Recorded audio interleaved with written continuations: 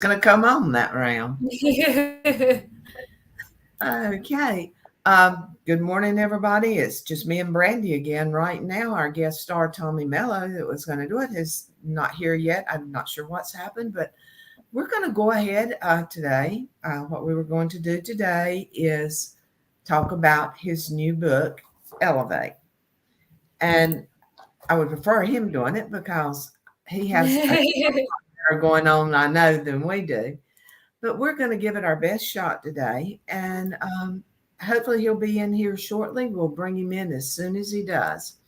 So, Brandi, I know you've read it. So yeah, I was really excited because I read his first book, Home Service Millionaire, and I really liked that book. I thought it was a great book. So I was really excited that he had come out with a different one.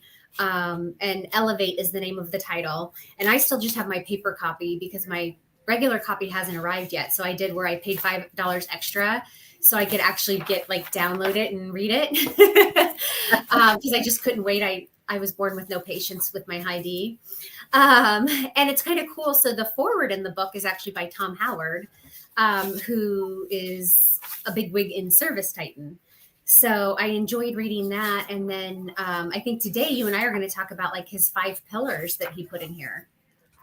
I am. I think that, I think it's really great. And I like the way that he chose pillars because that's what holds a building up. What he's talked about is what holds a company up. And he's taken a lot of great people's messages and he has put them together. So we've got a condensed version of how to make this work. Yeah. So I really do hope he comes in, but till he does, the 5 pillars are leadership, culture, marketing, recruiting, and systems. So, Brandi, I'm going to let you start off on leadership. Yeah.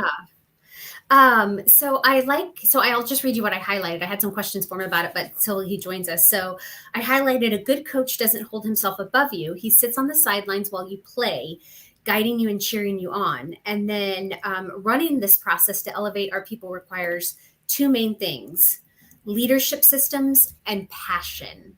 And I definitely feel like you have to have that passion, because I feel like if you don't have that passion, you're going to burn out. You may burn out anyways, but you're going to burn out a lot faster if you don't have that passion. But you have to have some reason, I feel like, to get up every morning and want to lead your team. And I see that in Tommy. I mean, he's he moves way too fast for me. But you can see in his eyes that he is enjoying what he does. He enjoys leading his people. He is one of the best leaders there, and I think he has just popped in. So I'm gonna let him at this point. Hey, Tommy, we just kind of started without you. Oh, good. Would you like to give us an overview of the book? We started on leadership, but this is all about you. Great book, by the way. Yeah, I was just saying how I really enjoyed your first book, Home Services Millionaire. And I actually enjoyed this one even more. I think maybe because being a business owner, it really spoke to me. Yeah, listen, I forgot my Facebook login for getting into StreamYard, so I had to reset that. But yeah, the book is Elevate, and it's build a business where everybody wins. And there's the main thing is mindset. It's everybody could win in the company. It could be all the partnerships, the industry wins. I invite, there's been at least 100 garage door companies that have came through this shop that I've shared everything with. Elevating home service. The partnerships get to win. My vendors win. It's starting out with the mindset of what's in it for them. There's some great stories. It's understanding that people win through, you got to keep score. So there's a whole section in here about scorecards. There's a section in here from one of my good mentors, Al Levy, about, what he's done for me and some of the ways that he looks at business. It was a lot of stories, and it's really about 5 pillars. It's leadership, culture, marketing, recruiting, and systems. With those 5 things, I think you could dominate any industry, even outside of home service. Yeah, and Jim Clark just said, great book. That's how I actually found out about the book, is because Jim had sent me a link. So I went through there and ordered the book. So, Tommy, I like something you say. You say everyone in my industry seems to be talking lately about how they need great people to work for them, but nobody is talking about how they wish they were better leaders. Talk to us about that, because I think that's just such a fantastic takeaway. Until you take complete accountability for your business and who you hire and the systems you put in place. I think it's funny. We celebrate when somebody retires. We have a cake. Everybody's got a party. We set up their whole office. It's amazing. And then we take them to a nice dinner. We get them drunk. The problem is, why don't we do that when we hire people? We're so happy you're leaving. What about we're so happy you're coming to us and you're taking a chance to disrupt your family? And I think a lot of us, I'm my own worst critic. I've got a lot of work to do. Last night we went bowling with the new graduates. And I just realized that my schedule kind of gets stolen from me. So we're working on a new executive assistant. I brought on an amazing guy, Bill Russell, and we're going to be launching Home Service Freedom, which is going to be massive. It's going to be home service companies coming in there, and we've got coaching that we're working on, and we've got a new event.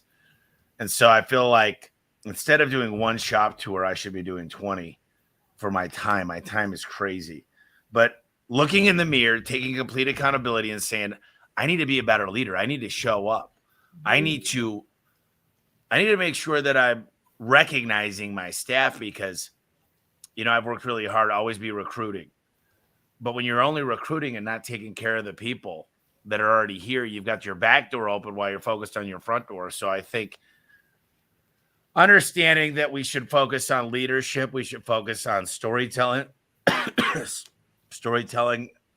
and try to become a better coach, because I've always loved every coach I've had. I hated every manager.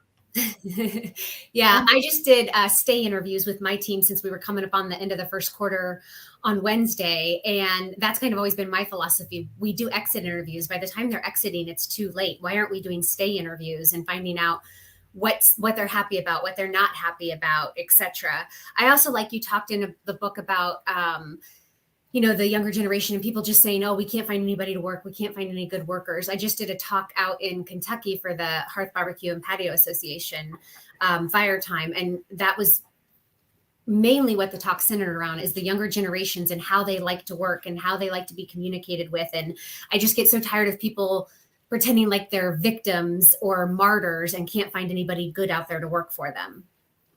Yeah, well, looks like a prison sentence when you look online. It's like must be, only qualified if, must work weekends, must do background, must do drug test, must, perfect driving record.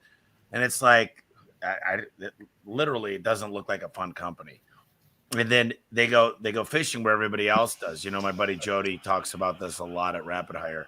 He's like, you're going on Indeed, ZipRecruiter, Craigslist, but there's other places like your experienced great A players know other A players. And if we taught them how to recruit, and, baby boomers, they wanted, you give me more money every year, I'll stay forever. I'll work as hard as you want. I don't care if I like it.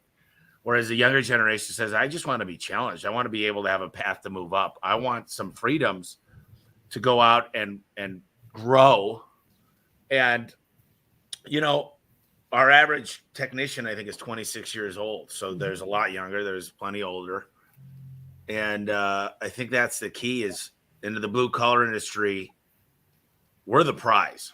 Everybody wants a 4-hour work week, e-commerce. I want work-life balance. Bullshit. It's hard work. You come, you bust your butt, you buy a house, you go on your dream vacations, but you work hard.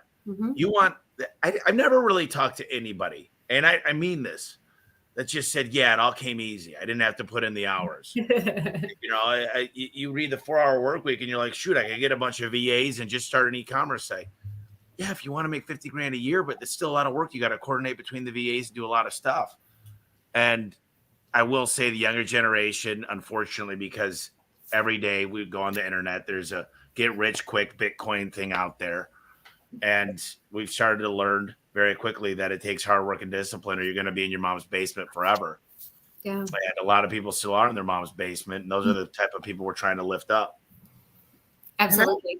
I think a lot of leaders also think they're a step above. They, instead of instead of walking along with their employees, they try to pull them or demand for them to do it. And if you become one within them and the company becomes consistent, I think that makes it good. I think it was you that I heard say that leaders eat last. Mhm. It's a great book. Yeah, leaders do eat last. And when you're bringing somebody up, either there's two types of kings, right? There's the king that everybody fears, so they work hard because they don't want to be put into, the dungeon. And then there's the ones that people will die for, and they'll go above and beyond. They're going to represent you when they're at a restaurant or a gas station. They're going to be talking to the HOA president. They're not afraid to go to the neighbors. They're not afraid to recruit somebody. And a lot of people have this mentality of, nobody communicates with me. I don't know what's going on. Why would I bring anybody that I know into this company? And I think that that's so true. I walk into a lot of companies and I'm like, it's like musty. The chairs are really old. There's no lighting. There's no coffee machine. It's just like, ooh, God, who would want to work here? When people walk in here, they're like, oh my God, there's like 20 people that walk by, asked me if I needed anything. They all had a smile. This place is amazing. It's beautiful. It's taken care of. And it wasn't always like that. And so it's easy for me to say because I was on the other spectrum. And my buddy walked in and he goes, who would want to work here? He goes, you don't even have a coffee machine. I wanted a shot of espresso. And you don't even have that? I'm like, I'll get one, asshole. But we really worked hard to make sure it's the right environment. People understand what the rules are. There's an opportunity to move up in the company. So it's just, I can't explain the companies. They get so worked up and the performance pay is what really did it for me. Understanding that people have a stake in the outcome. And then I did an equity incentive program. And so people were able to earn equity. They were able to get huge bonuses. They were able to make more for performance. So they're hitting on every level. And it's just amazing that people got unsiloed when I did that. They focused more on the outcome of the company where they just focused before at their department. And look, I'm figuring out a way to 10X this business. It gets harder. It's really easy to go from 5 to 20 million. I mean, look, because I've done that. And it's probably easy for Elon Musk to go from $1 billion to 10 billion. But now we got a 10X, which, I'm trying to get to 300 million of EBITDA. And that's not easy. You got to think outside of the box. Mm-hmm. You got to do things different. You got to get way different on the way you're thinking. And it's all about the people. So right now is the transition. We sold a section of the company in December, late December. So now I've got private equity partners. It's the company's core tech. And it's amazing. And I don't regret a thing. But it's interesting because these guys they want results and they want really great reporting. And it's challenging my team. And these guys called me. They're coming into town on Monday and they said, we're going to challenge your team big time. He goes, we're going to make them perform. We want the reporting dialed in. We're going to ask tough questions. He goes, but Tommy, you just go find companies to buy and keep being the culture because I'm not going to have you micromanage and figure out what the balance sheet's going to look like. He goes, you got a team, you got 700 people. We're going to make you focus on what you're the best at. And you don't have to worry about a thing because we're going to help. So I like these guys a lot. And I had too much opportunity to buy companies and not enough money to borrow money. And these guys are like, go out and buy 100 companies, go out and buy 200 companies. As long as you can integrate them properly, there's no limit to what we can do. And that's what really excited me, because if I took a chance for 5 more years and we go through this turmoil and the company, number one, the multiples are going down because the interest rates are going up. So to borrow money for private equity, it's more expensive. So they cannot pay the multiples. So that's something I think we did. And A1 will always be my baby, but I didn't lose a piece of my identity. I mean, I'm still here. And even when there might be a day that I'm not the CEO, I'll still be around, but I have freedom and I've got a lot of other irons in the fire. So, this is a great book. It took me 2 years and I figured out a system on how to write books. So now I'll be writing probably 3 more books this year. You need to sell that system and share that system. That's what a lot of people do. They share the system of how to write a book. I noticed that speaking of going back to reporting, I noticed that you had Tom Howard do the foreword of the book. How did you choose Tom to do that? So I'm part of this thing with John Ruhlin called Giftology, where I just send out like gift bombs to people. And Tom, I had sent him a knife set from Cutco, and he was on my board of advisors, and he wrote me this long letter. He was on his way to Australia, and he opened it up right before he left the house, and they're all engraved with him and his wife, and they got special stuff on the back, quotes. And he goes, Tommy, me and my wife, we didn't have enough money when we got married to even buy each other Valentine's Day or birthday gifts or get each other anything for Christmas, but I'd always save up. And the story goes, they were walking one day and they didn't have anything it was like Christmas or Valentine's Day. And they're walking and they see this wet note in the grass. They go to pick it up and throw it out, but it was 2 pounds of See's chocolates. Oh gosh. And so they took it in and they actually still were able to redeem it. So they were elated. And he goes, I'd always buy my wife a knife every year till finally we had a full set, but only 2 of the knives I was able to afford to get engraved in time. And then you gave me all these knives that are engraved with the white handles, the same ones I was buying. And it just reminded us where we came from, because now things are different. We have money, but we remember where we got started. And the story was like, Tom's seen me from 2017 when we met to he's like, man, you were like every other entrepreneur telling us how you were going to be this and do this. But he goes, every month I saw you do what you said you were going to do. And he's like, in the book, he says, when we were building a tree house, you were building a tree mansion. He goes, so I just thought Tom's seen this firsthand about what we did here at A1 and what I've been trying to do as a person. And I think Tom, he's taken a lot. We've taken a lot from each other. I mean, he's got a big buck hunter at his office. He's done a lot of things exactly like me. And I've taken his ideas and really embodied them in the company of A1. So Tom is like, he's just a really genuine, real person. He takes phone calls. He cares. He's a busy man. He owns a lot of companies, and he's number 7 at Service Titan. So he could wear a lot of hats, and he could still make time for me. So I thought he would be a great person to write in the book. I love that. Talk to us about your Pinnacle Club. So we're headed to Tulum next month for a week. And all the performers. Where is Tulum? I don't have any geography. Where's that? Tulum is in Mexico, and it's where the ancient ruins are. There's a lot of there's golf, there's snorkeling, we did this last year in,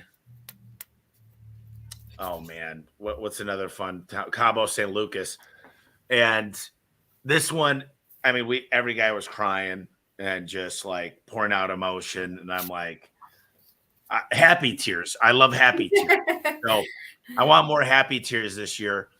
The one thing I'll say about the Pinnacle Club, it's for top performers in sales. So what I'm trying to do is get the trainers more involved, the CSRs, the dispatchers, the installers. So I'm going to do a second and third trip this year, but it's only going to be like really like Flagstaff or Sedona. But I think it's so important that we reward people and we get them outside of work to bond with each other. And it's an expense, but it's an investment. Some people say, man, I can't afford to do that. Well, you can't afford to do that because your people don't stay around. People say, we charge a lot less than you. And I'm like, well, the problem that you have is you don't make money. Right. Because you're so busy turning over employees, because it costs 50% of their salary to replace them. So you charge less. Your people make a lot less money, barely a living wage. They quit. And then you're stuck again, charging low prices. I can't tell you how many companies have called me in the last month that I thought were big companies that don't make money. And I'm like, don't go on social media and brag. I'll tell you, there's a lot of people out there that brag and they're coaches and they tell a lot of stuff and they put the good part, but they don't tell the bad part. They leave out the fact that they're not making money and that their wife's ready to divorce them and that they haven't seen their kids play soccer in a month or two. I just hate this fake bullshit. Yes. And I'm really sick of it because I make lots and lots of money at A1 Garage Door Service. The company's super, super profitable. I don't get paid a lot to speak. I don't make any money on the book. This is my networking and give back because I enjoy this stuff. And it keeps my mind sharp. It has me learning all the time. And I just see these people out there, and it bugs the crap out of me when I find out that they're not making money, and they're just, I've seen behind the scenes, and it is what it is. It's like anything else. Cheryl and I, we feel your pain because we get to pull back the curtain on a lot of businesses, and we see that. And we also see the people that they're afraid to charge more. They want to be the lowest in their area because they think it's going to get them more business, and they don't understand showing their value. So yeah, totally get that. So you said something, and that kind of leads us into the second pillar, which is culture. Talk to us about culture and how you create, because that's a big word. It's kind of like a buzzword, but people don't really know what it means. Well, I've always said, if you don't have a plan for your culture will have a plan for you. Mm-hmm. And no matter what, there's going to be a culture. Can you plan on it? And culture to me means, do you enjoy Mondays? Yeah. And people that enjoy Mondays, or at least, trust me, as much as I enjoy Mondays, Saturday's still better. I'm not going to lie to you guys, but I work on Saturdays. But what is work? For me, work is just coming in here, showing up, putting my best foot forward, trying to recognize the people. And just the culture is the mission, vision, core values are in alignment with the community. You don't mind coming in because there's something in it for you. And everybody's focused on the big picture. You're unsiloed. And for me, it's not where I want it to be, but I'll tell you what, I'm the best we've ever been and the worst we'll ever be. Because I know tomorrow's going to get a little bit better.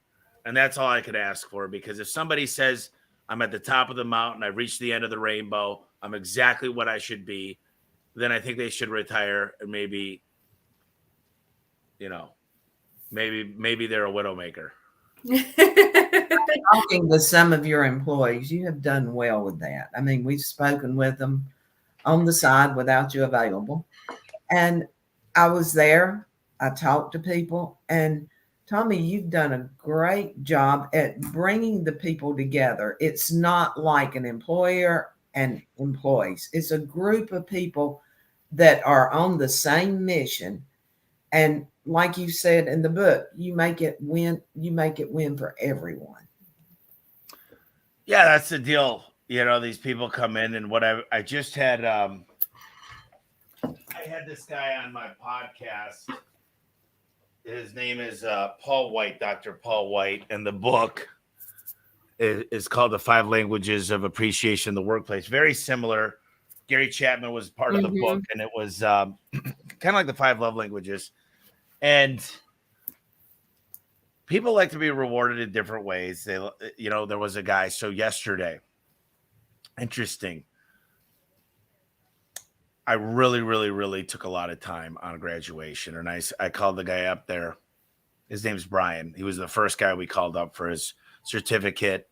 And I sign everyone. They're stamped and they're watermarked. And it means something. And their families are all on their Facebook Live. And I said, Brian, what does this new career mean to you and your family? I mean, where were you at before? And he goes, he kind of nods his head like this. And he goes, well, I've reached the limit of my last credit card. He goes, we missed 2 mortgage payments. And the family's not doing great. And he puts his head down and starts crying. And I gave him a big hug and I said, hey, you found your home. You don't have to worry anymore. If you need help, you just ask us. Makes me get teary-eyed. But, and we heard a lot of those stories yesterday. And it kind of reminds me that there's a much bigger purpose here. Trust me, I'm good. The number one thing when my mom and dad got a divorce after hearing them argue about bills every day, and if they're going to make rent, we had a mortgage, if they're going to, and I would say they weren't the best with money, but They did the best they could, and they provided for my family. But I said, I'm not going to deal with money anymore. It's going to be out of my life. I'm going to get that notch done. So I did that. And, now's making sure I'm healthy and my time's efficient. So as I'm drinking a Monster. But, that's the secret. That's where the energy comes from. I'm slow. You know what? This is a whole other topic, but we did this fun stuff, and I'm trying to lead the best I can. And I was talking to my buddy. This dude is freaking ripped, right? And he's like, Tommy, he's like, if I told you how easy it is, he goes, you'd be angry. Because he goes, I work out every day for 15 minutes. He goes, I breathe a certain way. He goes, I intermittent fast for 16 hours, so therefore I'm eating in an 8-hour window. I've eliminated sugar. I drink beer and pizza whenever I want. He goes, I park farthest away when I'm parking at a grocery store or at Home Depot. He goes, when I'm on a conversation, I try to be walking. He goes, I don't do cold plunges. It's too uncomfortable. I don't do infrared. I don't go into cryotherapy. I don't have a bunch of machines, and I don't have to meditate all day. He goes, I do things that are so easy. He goes, if I'm hungry, I go get the best Starbucks cup of coffee. He goes, I put some type of sweetener in it that's not bad. He goes, and it's delicious. He goes, because these people have these theories, and then they do meal preps, and that goes away. He goes, I'll show you the easiest things to order at a restaurant that are delicious. I'll make it so simple. He goes, don't eat past 7 p.m. He goes, because this is sustainable. He goes, when I'm at a hotel, I do some push-ups and some sit-ups, and I go for a walk. He goes, because it's easy. And he goes, there's certain times I want a cupcake. I'll eat it once in a while, but I try to stay away. But he goes, it's sustainable. Mm-hmm. And I think that's the same thing as business. If you could build systems that are sustainable and easy, Joe Polish and I have been getting closer and closer. And he's like, dude, I want to do something with you because I have a rule. It's called ELF. It's got to be easy, lucrative, and fun. And he goes, you're easy, lucrative, and fun. I like it. And I said, cool. Well, let's do something. Because he was Piranha Marketing, and his old company in 1998, they were doing $3 million a year, but more importantly, they were helping businesses grow. And the money's great. Look, to do what I need to do, I need to make money. If I make money on my book and my course, this is for my camera guys. This is for my guy that sets up my podcast. This is for the people that help me put this content together. I don't make a profit. I'm trying to get the best staff so I can deliver more. Mm-hmm. And I think that, when I charge more, I'm able to get trademarked 100,000 cycle parts. I'm able to have new vans that are reliable to show up. I'm able to do background checks and reoccurring drug tests to make sure that people are safe in your family. I'm able to have systems that run when I'm not here. So when you call up, I'm not out 6 weeks because I took a vacation. Mm-hmm. And I don't think people understand that that's how business should be. Is it should run without you there. The systems, though, I mean, I think that's where a lot of people fail. And you talk about it in your book about even the guy that doesn't have enough staff. So he goes out he gets in the truck rather than staying back and focusing on hiring people. And I think so many people with the systems, I don't have time to write the system. I don't have time for that. Talk to us about that. Well, my whiteboard is my best friend, and I'll give you guys the best example. I've got a guy named Cameron. Every 1-star review that comes in, now we service 15,000 houses a month. So you're going to get a lot of 1-stars. I mean, we get a hell of a lot more 5-stars than 1-stars. It's not even in the same vicinity. So I'm talking to these guys, my VP of marketing and Cameron, and I'm like, walk me through the system. And I'm like, obviously the system's broken because we're not getting the 5-star removed. We don't give people money back. We call it, we're going to discount this service, and we'd like you to take a look at the review. And if we made you happy, we'd love for you to update the review. Mm-hmm. So now we're using Kixie. We use a thing for reviews that they all get aggregated in. What the hell is the name of the company? We use this whole review software.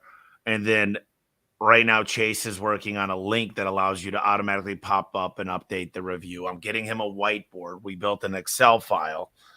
And I'm like, and then I'm going to make a Loom for every customer. A Loom takes me less than a minute. And I'm going to say, Mr. Jones, my name's Tommy Mello. I'm the owner at A1 Garage Door Service. I heard that we didn't get back to you in the timeline we said we would. And your time's important. And quite frankly, I'm embarrassed. Just so you know, this went out to Mike Bailey, our regional manager. This went to our local manager and our lead tech. This is going to be a one-on-one. We're going to spend a half an hour making sure this doesn't happen to any other client. Number two, I'd like to give you something for your time, since your time is worth money. And that might take me 1 or 2 minutes. That's going to get sent via text message. And we're going to make a learning opportunity out of it, because the definition of insanity is let these things happen without a coaching opportunity. So something I decided to take into my own hands. And some days I feel like I have to, but that's great, because I'm working on the business. I'm working on the systems. I'm creating processes. And that's my best use of time. If I'm not recognizing people and congratulating them on a job well done, I think both those things are important. So too often the management says, I'm going to put out the fires instead of stopping the fires. And the process should fix the fires, and then it's boring, and then it's time to grow. So I always have these leaps and bounds growths. There's new problems, and we create the better systems, refine them, and grow again. And I think some people are still where they were 10 years ago, trying to figure out why they started. I said to my team yesterday, all the graduates, there was a gal, amazing girl, Crystal. I said, I don't want you to just buy a house. I want you to figure out the neighborhood. I want you to go to open houses. I want you to decide if it's going to have a pool. I want you to know where you want to buy. I want you to have such a great vision that you're going to manifest what your dreams are. And we're going to hold you accountable, because I want to see you guys buy a home. I want you guys to have 5 rentals. I want you guys to go to Disney World for 3 weeks instead of 1 week. And I said, but you've got to believe every day and help manifest these things, because if you believe it, it'll happen. Absolutely. I know you acquire a lot of businesses or buy up other businesses. How do you institute that A1 culture when you take over a business? So we have a great integration team. A lot of these people have been here. They know what we're about. So we bring everybody back to Phoenix for a month. And we've got a lot of technicians that have worked at other companies. And so I get these guys on the phone with the technicians are the hardest part, because the CSRs and dispatchers are going to make a lot more money because we've got more capacity. So they can take more phone calls, and they got performance pay. Plus our benefits packages are better, but getting everybody out here to meet me, meet the amazing staff we have, my coworkers, I think they go, wow, this is so much more systematized. We know what we need to do. Mm-hmm. We've that was just one of my technicians that's been with me for a long time. I tried calling him last night because I just wanted to tell him I miss you. And it's so hard because I want to be everything for everybody. And so now I'm like, I'm not going to get together with a technician. I'm going to bring 10 over to the house and have dinner. And this is my number one goal, is to clear my schedule for my family, which is the people I work with. And I overextended myself last year. I told everybody I'll speak at the events and I'll travel the world. But I didn't realize how much I was not taking care of my own backyard here. And so I'm not a guy that's going to say I'm going to do something and then not do it. So if I told you I was going to do something, I'm going to do it. And I'm going to come back here and go full-fledged and just give people hugs. And I'm going to leave a little Hershey's Kisses and say, this is the kiss for how great you've been doing. Is that your love language, is physical touch? I don't know. That's not. It's weird, but I've been better with it. I gave everybody hugs yesterday. And I'm like, screw it. I'm like, I don't know if HR is happy about me hugging everybody. I'll deal with the consequences eventually. But, I've been really, that's never been my love languages. Mine is words of affirmation. I really like to hear if I'm doing okay and if I'm helping someone out. But, I want to double down on all the love languages and make sure I understand where people want to be rewarded. And it's not money. Mm-hmm. Money. No one's like, dude, thank you so much. I paid my gas bill this month. It's like, no, dude, that was really thoughtful of you. I would have never done this for myself. And I appreciate it. My buddy Lenny, who does my door-to-door stuff, amazing. He wrote the Door-to-Door Millionaire. He's like, dude, you're impossible to buy a birthday present for. He's like, so I got you a private chef one night for you and Bree, and a private trip for you to go on a date with her. It's just a Yes. flight. It's a private flight. He goes, because you might do that, but you might not. Now you got to use it. And I'm like, that was thoughtful. And that's the kind of stuff I want to do for my thing. I want to do. First of all, I want to jump out of a plane with like 10 guys. Next thing I want to do is go to Vegas and shoot the fully automatic weapon out of the chopper, which I've already done, but I want to take them to do it because it was awesome. I want to go on this trip and pour into my people. And you know what's crazy? If they got the right mindset, if they're happy, if they're excited, if they see a future, the results happen. If their dreams are happening, my dreams are happening. If their dreams aren't happening, mine aren't fulfilling either. So if they could win, I know I'm winning. And my dream's got to be big enough to fit their dream inside. Yeah. Tommy, we have some people watching, and I have a question that was just put on here. Do you have Google Guarantee at all your locations? I'm trying to market more effectively, and I perform HVAC, air duct cleaning, and the majority of my revenue is from chimneys. And this is from Richard at CNC Air Service. Yeah, we have Google Guarantee. It's the most important thing in every market. We focus a lot of time on making sure our Google My Business pages are ranking. They're 24/7, and there's times we see one set up and we make a mistake, but there's 35 locations now. So Google Guarantee is one of the most important things, and we're getting heavy into AI. Google Guarantee, the LSA ads are called local service ads. They do a background check on me, and then they do the technicians. And in garage doors and locksmiths, it's like 2 layers of advanced verification. But if you're not doing LSA in your business, my buddy at Surge Kings, his name's Lauren. He really runs that side of things for me. And we make sure we've got the highest quality score. And people don't know there's a quality score behind LSA. In fact, 45% of LSA ads never get a phone call. So the way to optimize it is there's ways to optimize it. First of all, answer the phone on the first ring. So some of the AI stuff we're doing, we've got a new chat on our home page that's right now machine learning. It's learning. It'll be more efficient than our staff answering the questions. We're going to be using it in Rehash. We're using it for content. In fact, the landing page for the book, elevateandwin.com, a lot of it was built on AI that we went through, and I went through and edited with Jim. And what would have took 2 weeks took us 2 hours. Because as it learns me and my content, I'm not going to write a book with AI. But you know what? It gives a lot of great ideas. I watched one of my big mentors. He was talking the other day, Roland Frazier, and he goes, what are the top 10 problems for gutters? And he goes, so I'm going to take those top 10 things down. Then he said, here's exactly the content that I'll use. He goes, of course, I'll put some infographics in, but he goes, this, and Google said they're not going to penalize, ChatGPT and some of the other ways. And I'm using 3 different machine learning tools, but there's not one thing I can't use AI for. I can't think of one thing, whether it's more bookings, it's for marketing, it's for Rehash, it's for manuals. It takes the best of all worlds, and then you just modify it and make it your own.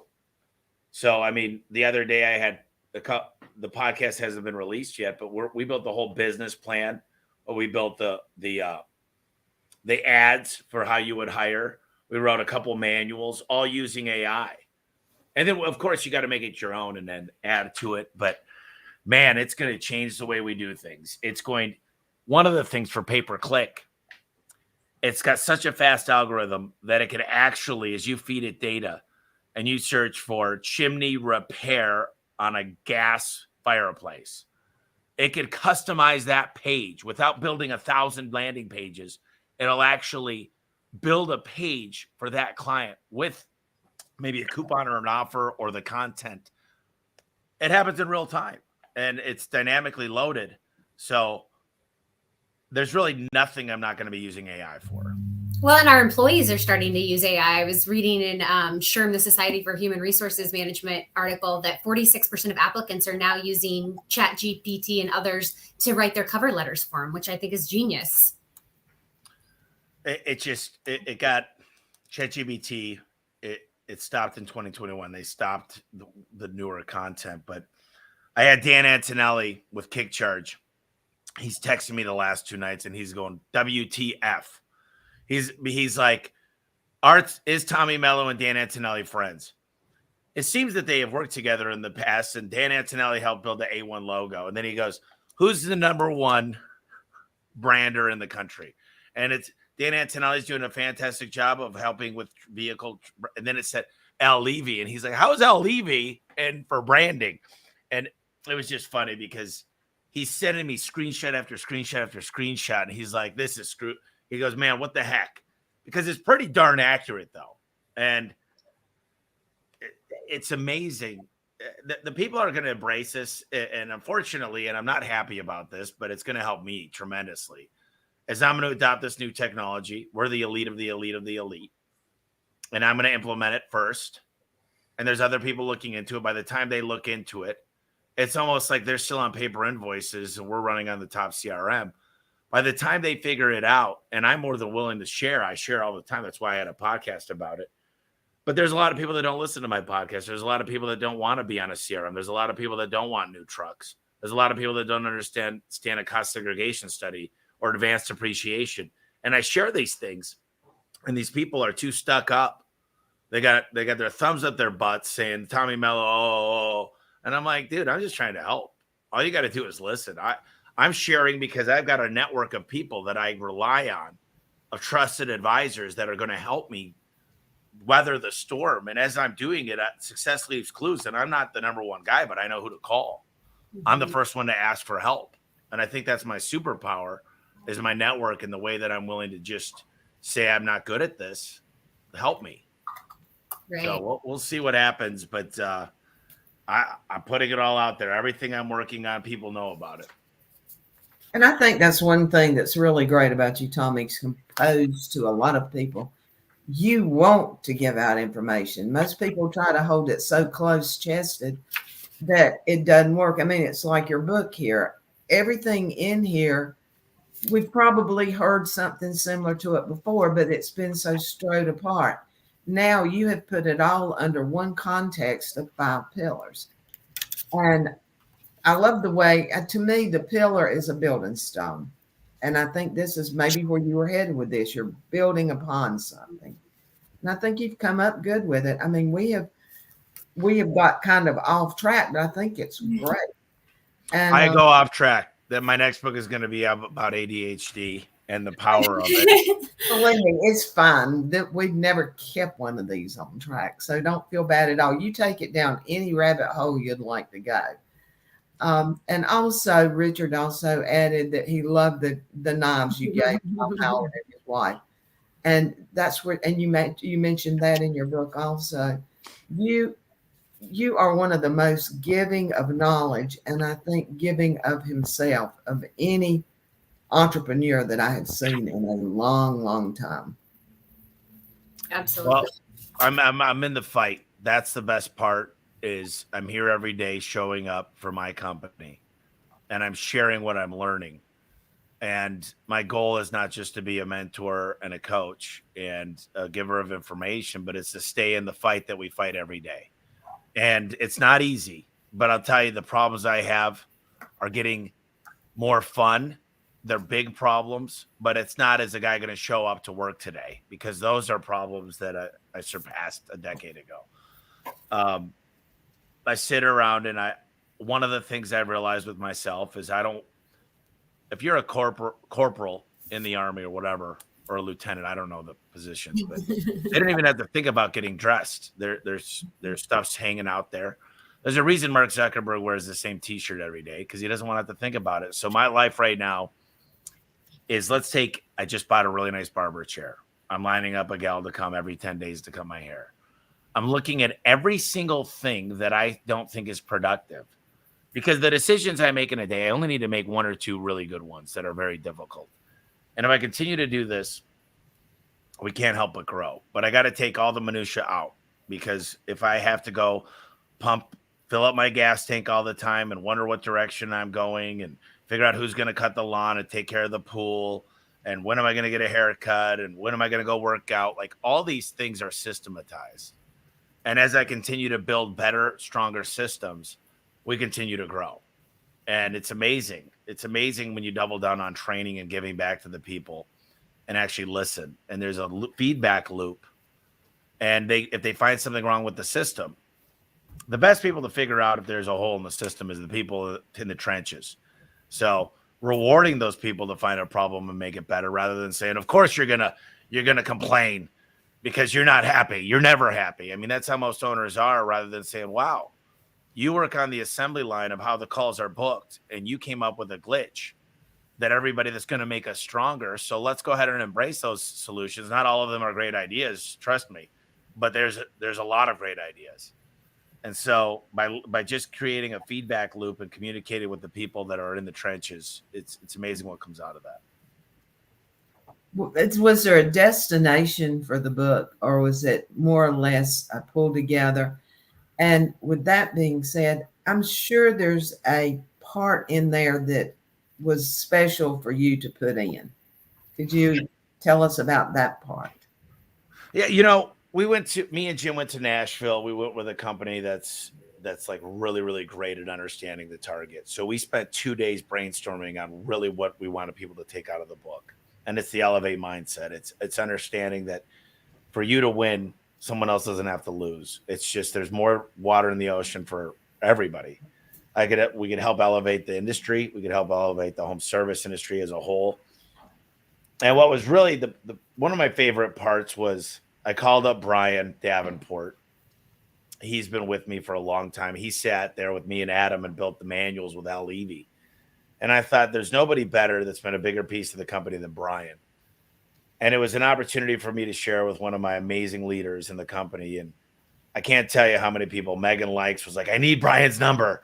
The scorecard stuff is amazing. So as I was reading the Audible, I just read his part, and I've read the book 3 times and now I'm reading it out loud, which is different. But I think the part that he had to share, that he was able to pour his knowledge and he was a part of what we are today, was probably one of the most important things, that I got to have somebody share that's been on this ride with me.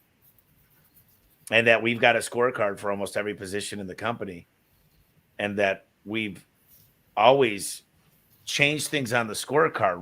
We didn't have service agreements on there. We had about 200 service agreements. We added it. We figured out systems. We figured out why we weren't successful with them. Now we have 23,000 service agreements. So I think that's a part of the book. When you read it, you'll go, holy cow. If I had a scorecard where people knew what they were accountable for and they had a way to see attribution model of where they were at all the time.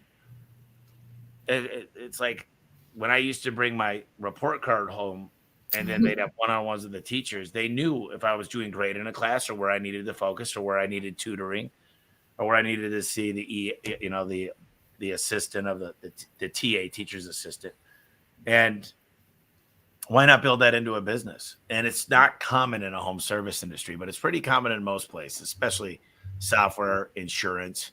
You know where you are at all times. And so everybody knows where they're at, and they got an opportunity to get coached and trained. And I don't like performance improvement plans, but we have them. Mm-hmm. And it's not my favorite word. I'm actually trying to rephrase it into something positive. But I think that's my favorite part of the book. Very good. I mean, that's great. I can't think of anything any better to go into, because I think Brandi, along with me, we love to see companies win. And there's so many times that they don't. And a lot of times the leaders are the ones that are holding them back. So I think this book would be perfect for any business owner. Actually, it's good for the employees, because they can see that there are businesses out there that are run on a hand in hand instead of a boss. Where can they get the book, Sheryl? Tell our listeners. I've hit them all. Where do you prefer they go to get the book? Is it the elevate.com? Yeah. I don't know if we set up a page for you guys, but I know it's elevateandwin.com. Okay. Nice.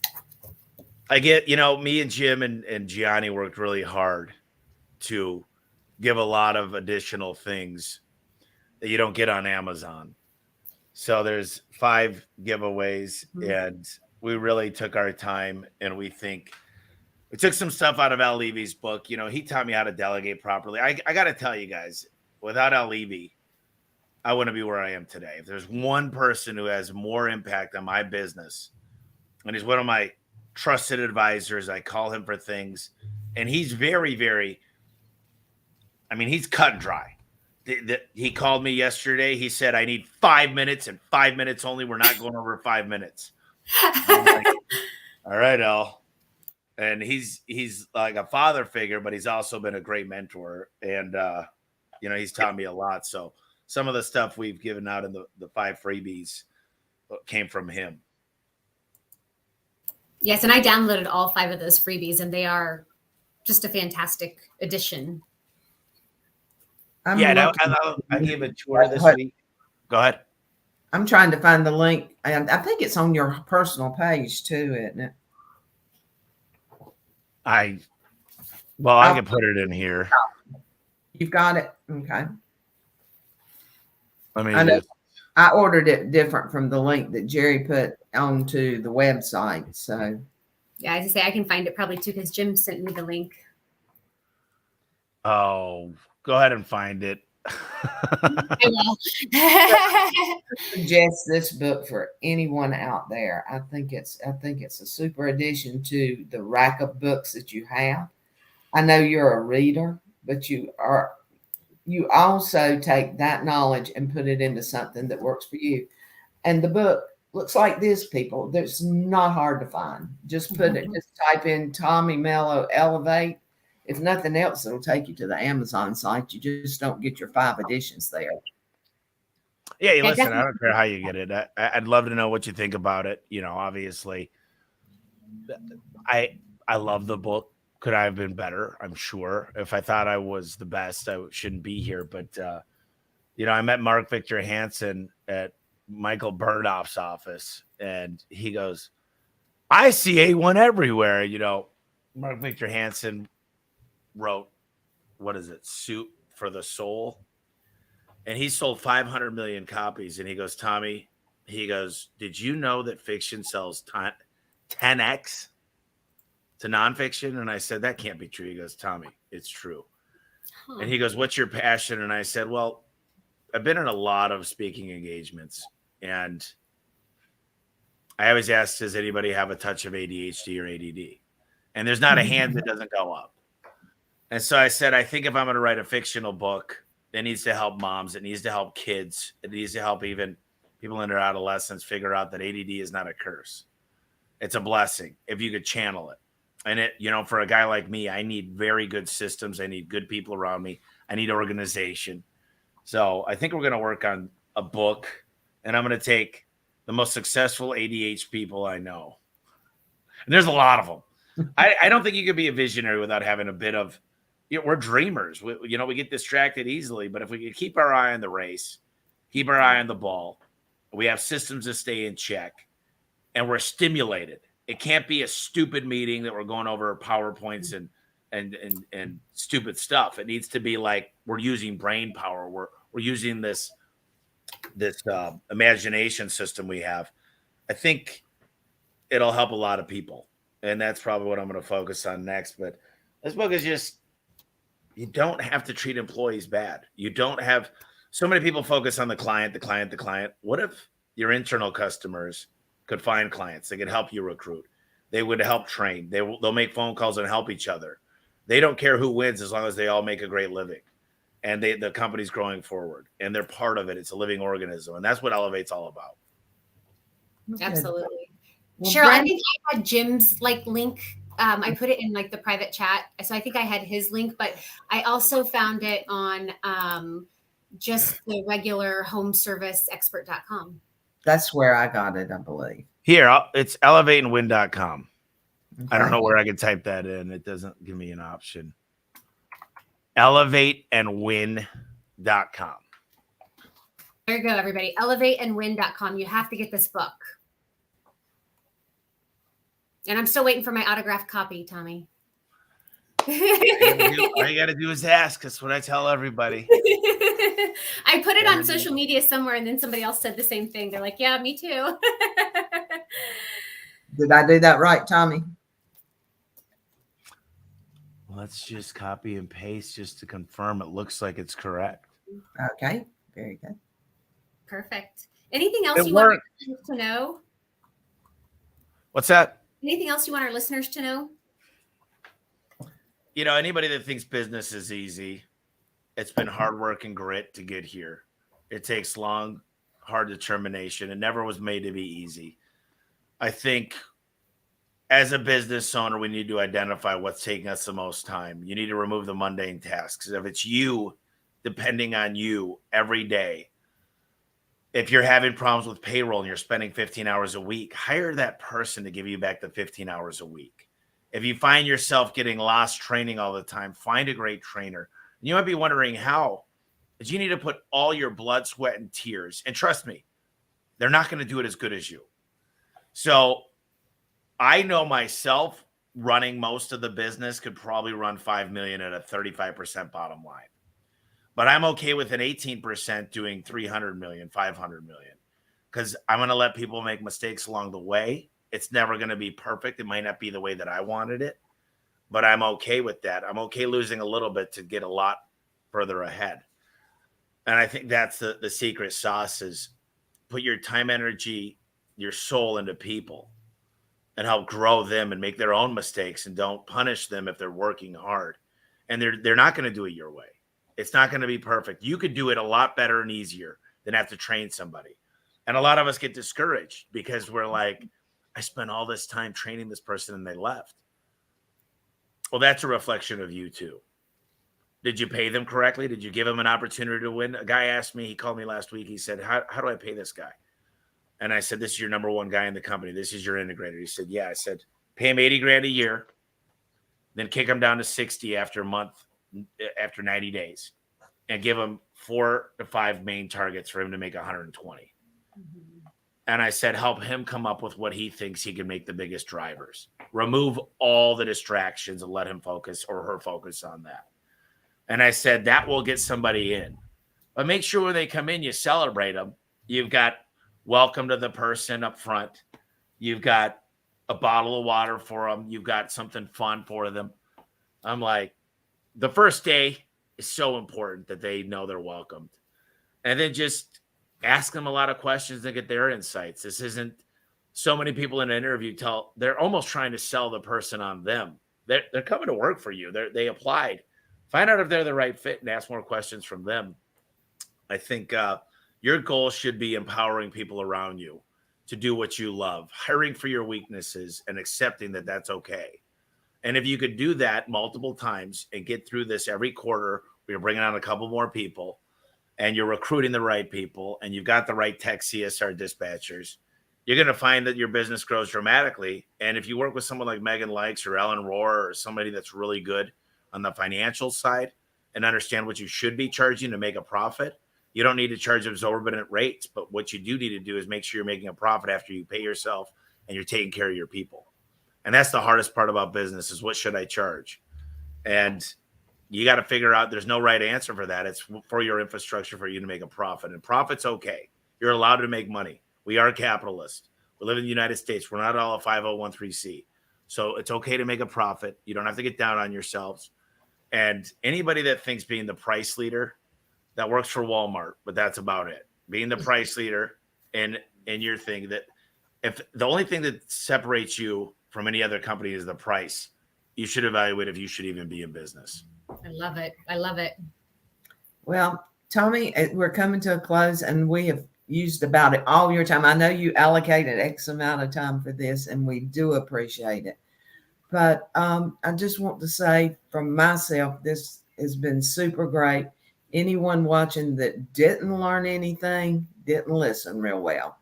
Brandi, do you have any closing statement? I mean, we know you're like extremely busy, so we just appreciate you taking time out. As soon as I got the link and looked at the book, I told Jerry and Cheryl we've got to interview them about this book, and I really appreciate you taking the time out to be with us today. Thank you guys. Listen, getting a new executive assistant, I really do need boundaries and foundations. I love Off the Cuff. I think there was a lot of great information.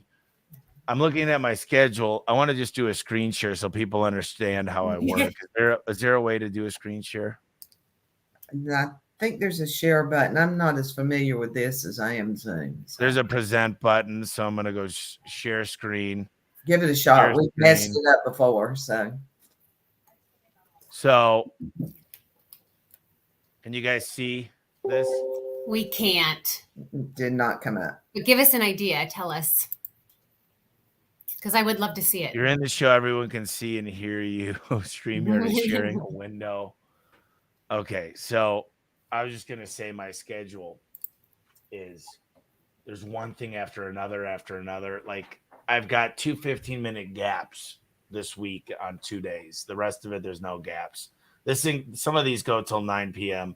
Some of them start at 6 a.m.